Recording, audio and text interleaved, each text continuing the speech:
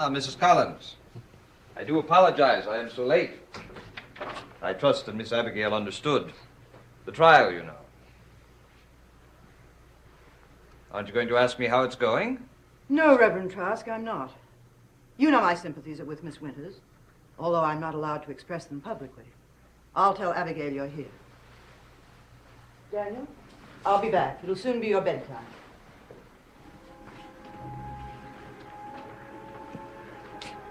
Excuse me, sir. Where are you going? I've heard about you, Daniel Collins. Miss Abigail told me about you. You are one of the reasons I'm here. I think it's about time we have a little chat, don't you think? No. I do. Because you have been touched by a devil. Your only hope is to talk to me.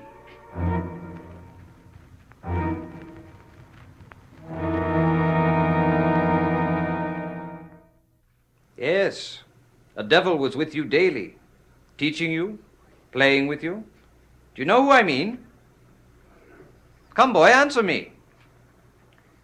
Well, no. I mean, the only person that I think looks like a devil is you. It's not necessarily to look like a devil to be one. It's a logical mistake. I remember what it's like to be your age. Well, then we have nothing to talk about, because I know what it's like, too. Was that rude? I mean, I never know when I'm being rude, and everyone else does. You were being honest. I like honesty. I want us to be honest with each other. About one subject in particular. Miss Winters, the witch. One minute you call her a devil, and the next minute you call her a witch. Why? Because she's neither of those things. What do you think she is? I think she's very nice. If witches were not nice, they wouldn't be dangerous. Then you like her too? I have never liked her. Because my eyes are older than yours, Daniel, they see different things. I can see evil, whereas your eyes see only the world. Miss Abigail and I were discussing you, Daniel. You do not see the path you must take to reach righteousness. And is that the path that Cousin Abigail has reached? More than any other mortal in this house. Oh, I see. You don't believe that? Well, it's just that Cousin Abigail is always so unhappy, as if whatever she's eaten hasn't agreed with her. It is very difficult for a pure woman to exist in this impure world we have created. But someday, when you've grown up, it may all be different. And if you're honest and are taught correctly, it will be. Now, about Miss Winters. I don't really want to talk about her. Did she tell you not to? No. Well, then what's wrong? I simply want to ask you a few questions. What she told you about God, for example. She didn't say anything about him. What? How could she teach you 1 hour without mentioning his name? She took us to a Sunday meeting once. She did mention his name on a weekday. When Sarah asked her why he created thunder and lightning, because it scared her so. What did Miss Winters say? She said that thunder and lightning were caused by atmospheric conditions. She said that? Isn't that true? She is an instrument of the devil. I didn't understand that. Because she wanted you to be confused. She knew the only chance she had was to make you doubt.